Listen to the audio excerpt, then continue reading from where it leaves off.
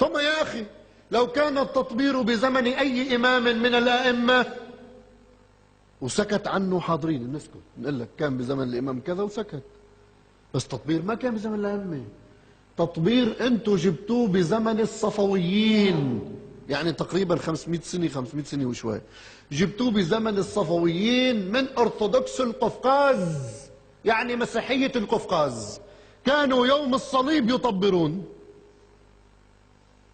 جابوا الصفويين عجبتهم الشغلة ودخلوها لكربلاء، سبحان الله صار الدين، صار الدين. يا أخي طيب كيف هيك؟ يا أخي معلش أنت بدك اصطفل، بس احنا عم نقول لك يا أخي حتى لو كان بيجوز، شوف شو عم تسيء للحسين، شوف شو عم تسيء للحسين. هلا هذول قاعدين بالحسينيات وبيحمسوا الناس على التطبير وعلى الشعائر وعلى ما ادري شو.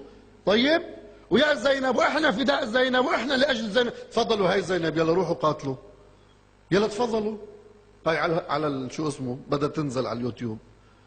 تفضلوا هذه زينب، إذا كنتوا فعلا تدعون بأنكم تحبون زينب وتريدون أن تواسوا زينب وأن تدافعوا عن زينب، يلا شرفوا. في عندكم من المراجع من يجيز القتال، تفضلوا شرفوا. هي قصة حكي ومزايدات؟ قصة احنا كل الموضوع أنه أنتوا عم تسيئوا للإسلام بهي التصرفات، عم تسيئوا للحسين عليه السلام بهي التصرفات. شوف هيدي المناظر اللي عم تنزل على اليوتيوب، واحد عم بيحلق لابنه من هون، طفل وقاعد ابنه عم بيصرخ وعم يضربه، عم يضرب له راسه لحتى يطبره. يا اخي اي حسيني بيقبل هيك؟ يا اخي هذا المرجع اللي افتى بالجواز بيعمل هيك لابنه؟ اقسم بالله ما رايت مرجعا طبر، وما رايت اولاد مراجع طبروا، وما رايت مشايخ على قدر من العلم طبروا. بس للناس هاي الفتاوى؟ اذا بدكم تواسوا الحسين تفضلوا انتم انزلوا قدام جماعتكم وطبروا، مش تخلوا جماعتكم يطبروا وانتم تقعدوا بالسراديب وتحافظوا على انفسكم وبقصوركم وعلى اولادكم وعلى حواشيكم. تفضلوا انتم طبروا. مين قال انه عدوكم مش مبسوط منكم ومكيف؟ لانه انتم عم تقدموا ماده دسمه للتكفيريين حتى يصروا على تكفيرهم للشيعة وعلى قتلهم للشيعة وعلى هدر دماء الشيعة.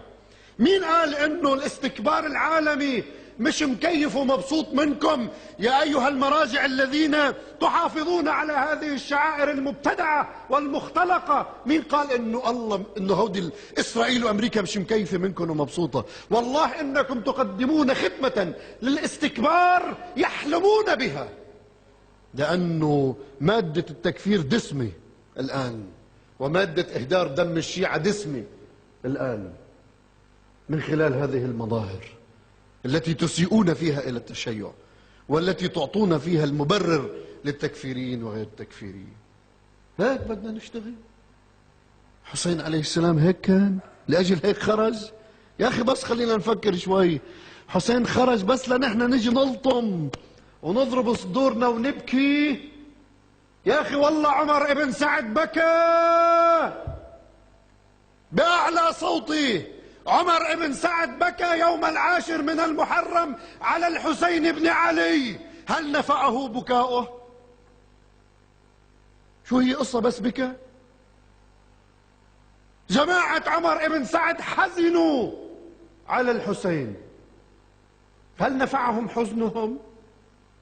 القصة بالبكاء؟ قصة مش بالبكاء، قصة بالمبادئ، قصة بالأهداف.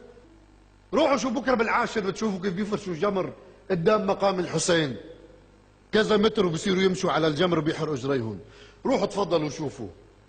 صارت عادات الهنود الهندوس وعادات الأتراك وعادات القفقازيين هي شعائر حسينية؟ شو هالمنطق هاي؟